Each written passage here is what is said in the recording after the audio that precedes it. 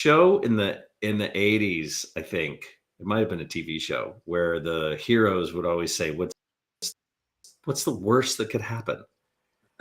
Does it ring a bell to anybody that it was some show you'd watch? And then of course all hell would Yeah, break loose something like that. on the show. And then everything goes crazy. Yeah. Doesn't ring a bell. It sounds familiar, but I can't pinpoint it for sure. Yeah, so we're having the worst thing I hate if I listen to a podcast and what they do is complain about all their technical issues, but we're going to do that today. So we're having some technical issues a little bit. So we have a little bit of lag again. This is our second show in a row with a little bit of that lag. So we may have to figure out what's going on. But Jerry, you think it's my geolocation dialed in from? Yeah, it is. And the world has shifted and everybody lives on the internet now. So, we just think of it as little extra traffic. It's crowded. It's crowded. All right. Well, I get that. I could take that. So, all right. Well, I guess we can jump right in. Todd, are you ready to go? Yes, sir. Okay, let's do it. Welcome to the CXR channel, our premier podcast for talent acquisition and talent management. Listen in as the CXR community discusses a wide range of topics focused on attracting, engaging, and retaining the best talent. We're glad you're here.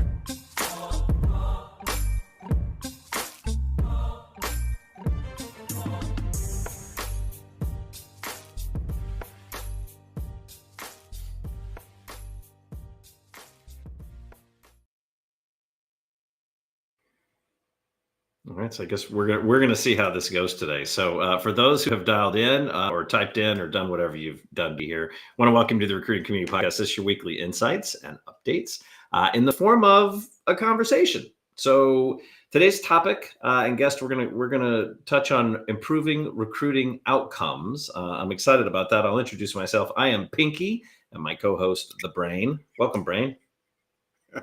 Well, thank you, Pinky. Yeah, you're welcome. You're welcome. So it's kind of funny. So we are having a little bit of technical difficulties this morning, but somebody, I had been reached out a couple of times in the way we kind of do this format. Somebody had asked, did we know that we were live earlier? And then of course you scramble, you're scared to death, like Jesus, what was streaming? And you go look, and we're okay. But we've received a couple of people who ask about the format and our delivery, and do we do a script, and do we how much work goes into it? And I think what's worth calling out, Jerry, I think it is for our 5 listeners, is that this is just supposed to be a conversation. So sometimes the tech necessarily isn't always right, but we don't do a recap. We don't do any editing of this. And that's kind of why we love the live stream piece, right? The pressure of live TV. I mean, I absolutely agree. I think there's something authentic and there's a nugget or two, and that's really what it's all about. And so you move on to the next. It's great. Yeah, they're easy. They're 20 minutes. They're easy. For those who have just jumped in and who have joined us, we are streaming on YouTube, Facebook, LinkedIn. We have just created Blue Sky accounts, but there will be no streaming there.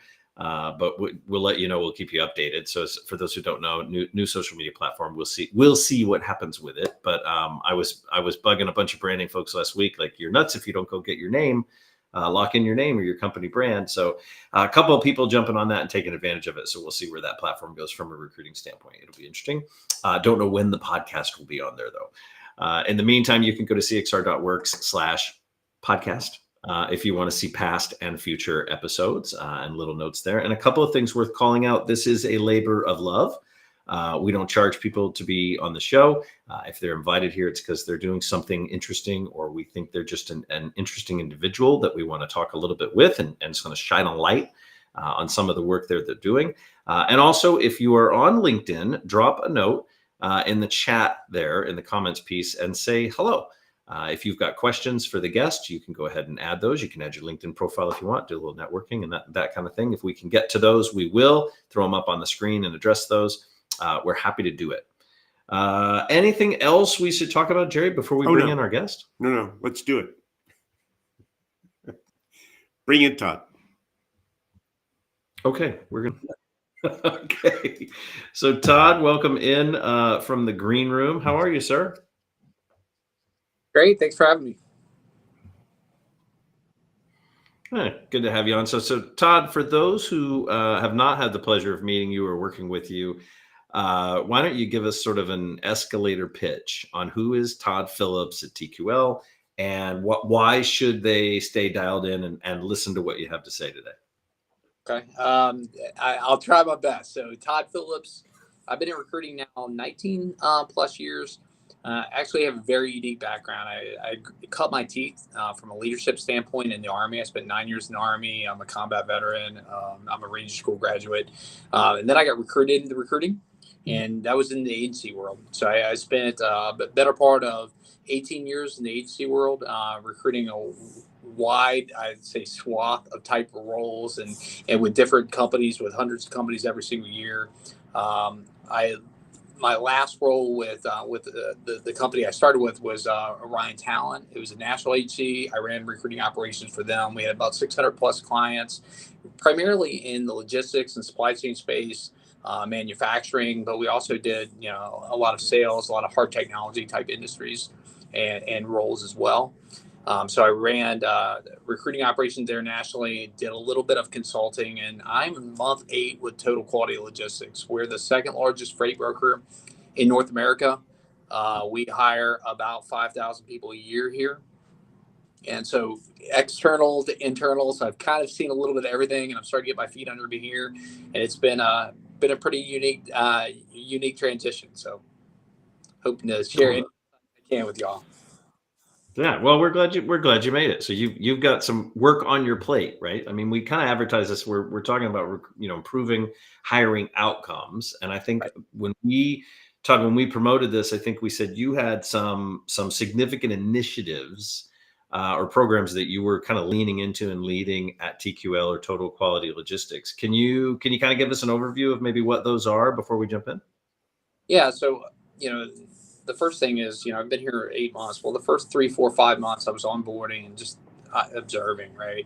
As a company, the beauty of it is the company is pretty unified in terms of the vision of hiring the best quality candidates we possibly can. So we have 2 big initiatives that I'm held responsible for here. And the first is hiring manager interview training, which is something unique.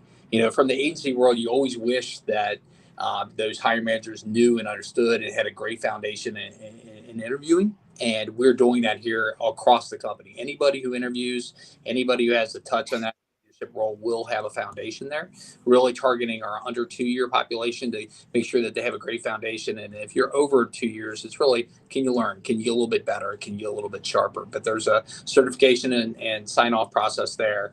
And that's 50% of the way we're going to try to tackle the problem. Then the other 50% is it's about recruiter retention and development. Really trying to put some teeth to that and make sure that we're focused on building the most experienced, tenured, productive recruiting team we possibly can. And we've got some sub initiatives there to make sure that we're putting our money and our time and our energy where our mouth is. Oh, I love that. So can you share a little bit about when you talk about this hiring manager interview and the training that goes on here, can you share a little bit about that? Are we talking about certifications and certifications? Are we talking about scaling that? Is it, you have a formal program that you've built? Did you outsource it? What little bit more detail about that? The beauty of TQL is we have a very large and learning and development team here, and that's who spearheaded the development and creation in conjunction with recruiting. We have a recruiting director specifically who is spends about 50% of his time on this, in addition to our lead over in learning and development. But it's 4 phases. The first is an overview of why and how. The second is an interview workshop. The third is we do peer reviews of actual recorded interviews for critiques, and then there's a certification process that they go through to make sure that they're signed off on. And we do not want inexperienced interviewers interviewing candidates, so that they're always paired with somebody who's experienced, tenured, and signed off until they get their certification. Once they're done, then they're cleared to go on their own. And we're still, though, the beauty here is we have an audit process. We'll go back and audit interviews, and we've got certain key KPIs we'll monitor, and KPIs are tailored per department. of what we'll monitor, and if there's abnormalities and there, as some departments falling short, we can go back and do some retraining. That is actually the key for me is that you can train people to do something and they'll demonstrate that they've learned what you told them to do. The question is how quickly they revert back to old habits, and Right. so auditing becomes the critical component to how that really works long term. So Yeah. that's great. Sounds super. Yeah, so we're about Yeah. 50% through that rollout. The majority of our sales department is in phase 3. Our sales support, and that's kind of how we divide up hiring here within TQL, is in the majority of them are in phase 1. So Cool. So Todd, those are not small undertakings, and as you know, as a TA leader, there's never any shortage of any work. What I guess my question would be, what inspired the team at TQL to take on these two strategies specifically, like to lean in on these? Oh, it's really about turnover, right? And we know turnover is the inefficiency in the hiring process. So, we're seeing a spike in turnover. We tried to diagnose the root causes, and we looked at two things, right? We were growing extremely aggressively as a company. Well, what does that mean? So you're adding leadership and interviewers, and then you're adding to our recruiting force. We expanded our recruiting force, for example, by 25% in a year, right? So you've got a lot of 1-year recruiters that we got to make sure that we're developing the right way, we're retaining, and that actually, I love that hire manager interview training. I think that's a big part of it, but really my baby and the thing that I'm most passionate about is recruiter, the development piece. We had a 4-pronged strategy when we did that as well. So we expanded training. We went from when I started, we had a 2-week training program for new recruiters. Now it's 8. We've assigned those folks a mentor as part of the process too, so they've got somebody they're paired up with. We've added additional leadership at the supervisor and team leader level to make sure that they're getting the coaching development that they're supposed to get when they get through that. We boosted pay for our entry level roles too, to get them through that first grind so they can focus on training and development. Then as a cohort, as a group, we've just really focused on making sure that we're hiring the highest quality individuals. So by raising pay, not only do you retain them, you're able to really raise the bar on make sure that we're bringing the highest quality talent in. So if we do that, we retain them. That becomes a more productive workforce. That more productive workforce brings in a better quality hire. Then you've got interviewers on the backside who are better ready to receive and evaluate those folks. So Cool. I love that. And are there any early trends that you're seeing as a result of leaning in this direction? There is. We've seen our retention in our recruiting department shoot up. It's already shot up 5% in a very short period of time, in a handful of months, which is very encouraging to see. We're going to monitor. It's a month-over-month review that I'm looking at. I'm particularly interested. Obviously, we want to retain everybody and we want to grow our team, but that under 1-year cohort, make sure that that team in particular, there's some more stability there, and to make sure that we're growing that team. So cool. Yeah. So it can't all be rainbows and butterflies. So you do a program this big, you've got a couple of different prongs, right? And you're working on it. Are there any challenges or that you've kind of run into, and maybe you can share a little bit about how you're addressing those? Yeah, I would say the biggest challenge is on the expanded leadership piece. If we're going to give everybody a mentor, we didn't really have enough mentors to begin with. So, what we had to do is, we've prioritized it, right? We bring in people at 2 levels. We bring in what we call recruiter and training. So they're the priority for receiving a mentor. And then we bring in what we call national sales representatives or recruiters. And what they'll do is they've got a little bit of experience, right? So they'll go through, right now they're going through like a hybrid class, right? That's, it's not the initial 2 weeks, but it's more of a 4-week program with just, they're obviously getting structure and guidance from a supervisor. We've got great knowledge gateways and electronic learning, but they don't get the full most robust rollout that everybody else does, that those RITs are getting out until we grow our team, until we grow tenure. And once they're as tenured as we need them to be, and the force is, then you've got a ready force of mentors, and just a little bit short-handed right now. Yeah, I imagine Jerry and I talk about this topic pretty frequently. I'd say frequently, Jerry. Like we talk about mentoring and coaching, and neither of us really love the phrase mentor. I think it implies this big formal program that can be cumbersome, difficult, and is a little aged. But what we constantly get, I think, well, I won't speak for you, Jerry, but I think what I really get constantly kind of tripped up on is the matching component. Like, how do you determine the right mentor mentee? Do you make sure there's a little bit of a reverse mentoring going on there as well in some instances? Because is it a one-way street, and what that commitment is? I mean, can you share? I know it's early days, but can you share a little bit about how that matching process sort of takes place at TQL? It's done by at the manager level. The managers know their people; they know how to match them up. So there is a personality piece that goes along with that for sure. So that's part of it. The other part, though, is they are actually they're counseled or done in briefing by the manager. If you're going to be a mentor here, then there's a set of expectations that they expect you to follow. We do a Q&A with the manager and the supervisor to make sure that they're as ready as humanly possible to do it. So that's really what we're doing. So, I think internal to companies, there's a need for more formality relative to how it's all being done, or at least the closeness of how the manager engages around that and then continues to test. I think when you're talking about the use of external folks, peers, and colleagues who may be in other companies, in other places, as mentors, it's less formal and much more organic in terms of empowering individuals to reach out to people that they think they can learn from, and making it comfortable for them to reach out to them and say, hey, I'd love to pick your brain over a virtual coffee. And I do think that adults need to be more aggressive in how they teach themselves, if you will, by reaching out to people that they are listening to, admiring, or whatever, so that they can continue their growth. I think you're 100% spot on, and that's kind of the approach that we have. It's formal, it's written out, it's guided. The supervisor will check in with the mentor and give him a set of a task or two that they want the mentoree to execute that week. They'll check in with the mentoree and our basically our new recruiter to make sure that they're accomplishing them. But there is a little bit of that, which is there's some initiative. Like, here's the guidelines, here's how it's done.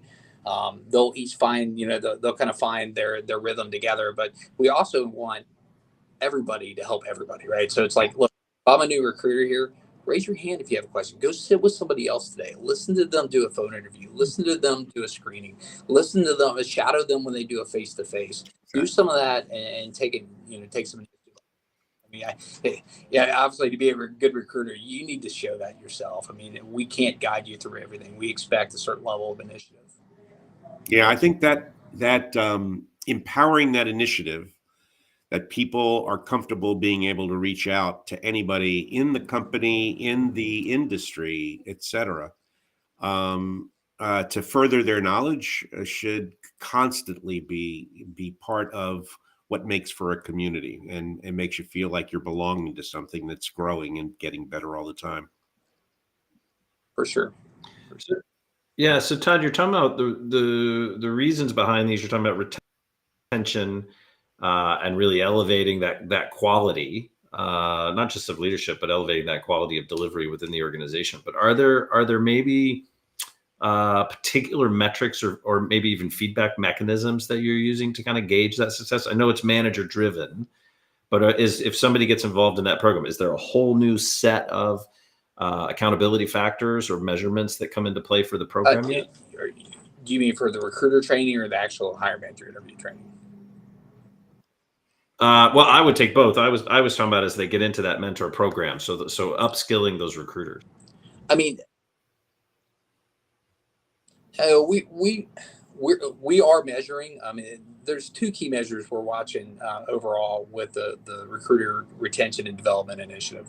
The first one is retention overall, right? We were trying to reduce turnover over year over year, but we're also measuring hires per recruiter on a month-to-month basis, versus their trailing 12, for the year. I mean, that's our productivity metric that we're really going to zero in on. So it's those two things, like that we're zeroing in on, like a hawk. I mean, that's really, obviously there's a lot of things that go in a recruiting department the size of ours, but I mean, those are the two things I've really zeroed in on. It's like, if we can do those two things exceptionally well, I think a lot of our, a lot of problems solve themselves in recruiting, right? When you have a tenured force and retention is at a high level, when HPR is improving, I mean, those are the two things that really drive productivity right here. So. Yeah. Cool. Yeah, and it's again not a small feat, not a small amount of work that you've taken on. But if I'm kind of on my treadmill right now, listening into you, and I'm looking to implement something similar, or we've been talking about it at my organization, but we've never really taken it on, or sort of stepped up for it, because it is no small task. Are you at a point yet, Todd, I guess, where you have any key learnings or advice you'd offer based on what your teams have been through so far? I think just be deliberate about it. I mean, just be deliberate in terms of how you build it out. I mean, and on one hand, right? I think it's easy when things don't go exactly as planned, or you hit a hiccup in terms of the number of mentors you have, is to completely pivot. And it's like, I think you got to be laser focused on things. I mean, I'm measuring this for the year, not for the month. I'm measuring this for the year, not the quarter, right? And I think there has to be a long view, and I think that's number one. I think the second thing is, I need to make sure that vision is communicated across my team. So every manager, every supervisor, every recruiter has got to know exactly what we're doing. So do the leadership here at TQL. They got to know that, look, this isn't going to turn on a dime, but this is a medium-term investment that's going to pay long-term dividends for us, and it's going to produce a higher quality hire. It's going to produce a more productive workforce, right? But the beauty of it here is our leadership is invested in it. They've invested in it in a lot of different ways, but the most tangible being the pay changes, right? And we did a market analysis of our first two rungs of the ladder, and decided that we were a little bit too low, and then we made those adjustments. But the reality is, I wanted those adjustments because, of course, I want to be in the market. I want to pay everybody what they're worth, but I also want to make sure that they have a path. That they're not worried about, making hires initially. They're worried about, being trained to be the most effective recruiter they are when they go live, right, at month 2, month 3, and that they can be even more productive than versus jamming them into production in week 2 or week 3. Yeah, I love that, and I love the fact there are a lot of things we do in business where at the end of the quarter we need to decide if we're going to keep doing it. But I love the direction of, like, look, this is a long tail strategy. We're leaning all the way in on this. So you've clearly got stakeholders involved that are helping to prop this up, and then driving the communication around that to say there's value in this, and we're investing in you. And that's not a short task. And it's kind of funny. I mean, so, like, I've got this military background. So the way I relate it to my bosses, my CEO and CEO, and I relate it to my team was very similar. I had an attack plan for the year, right? And I tried to make this very simple analogy and show, like, hey, the different rungs of or different missions that we're going to run this year, and how we're going to measure it, and this is how it's going to look. So we had a whole graphic around it. We're going to have campaign posters around it just to keep it front and center, and roll out something every quarter to keep it fresh, but keep that. We're not changing. We're still, this is the mission. This is what we're running at. These are the 3 things we have to attack this year to be successful. And then, then measure in it every month. So, like, we've got a nice little scorecard that we keep, then we review with the team and we review with leadership. But those visuals, I think, helped everybody. Hey, look, this is what we're doing. This is why we're doing it. This is how it all ties together. Cool. Yeah, I love that. Look, Todd, we ask all our guests on the way out the door, if you were going to write a book about your experience on this particular, with this particular program and these initiatives here, and your life in this course, what would you title that book? Oh my goodness, that's a good one, Chris. Probably stay the course, right? Like, and just because, again, like, I think there's certain things you can get low hanging fruit. There's little wins, but, like, if you really want the needle movers take time. right? And it takes a level of consistency from leadership all the way, and just the communication to stay the course. I think it's hard sometimes. We talk about the society right now. You want the next new thing. You want the next, no, really the fundamentals, the blocking, tackling, recruiting are the same regardless of what industry you're in. And if you see things that are off, you got to stay the course until it's fixed. I love it. Needle movers take time. I like that. So Todd, present company excluded, who gets the first signed copy of your book? Ooh. The last question was the hard question. This is the hard. Yeah. That's a good one. I would probably send it to my mom. Say, hey, Mom, I did it. Right. There you go. Yeah. Hey, look, Mom, I made it. Is that? Yeah. I wrote a book, actually. I love it. I love it. Well, Todd, I know you're a super busy dude. We really appreciate you cutting some time out to share with everybody what you're working on. I can't wait internally to the CXR community. I can't wait to hear some more details around those outcomes. We're going to press you to show us the dashboard at the next meeting, kind of show some of those analytics. We had quite a few team members, I think, and leaders who have been talking about programs like this for a while and maybe haven't been able to rally. So I think you're going to be an inspiration on that front. Great. Happy to help any way I can. I appreciate the time, Jay.